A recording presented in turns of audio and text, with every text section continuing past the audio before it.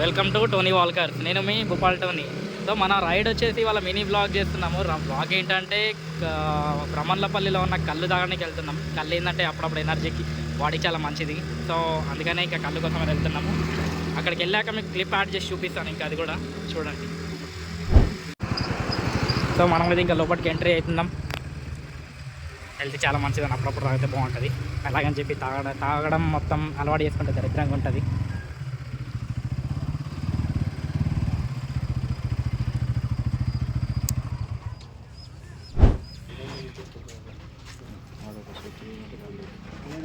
So friends, మనమైతే ఈతవనం చెట్లలో ఉన్నాం.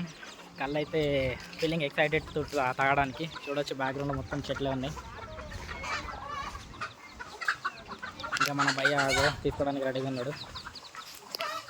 సో ఇప్పుడు దాంట్లో స్టఫ్ అయిందని నేను ఇంకేం ఆలోచించలేదు. ప్లస్ కళ్ళులాగా తాగితే బాగుంటుంది, అదేదో ఉద్యమం లెక్క తాగకుండా.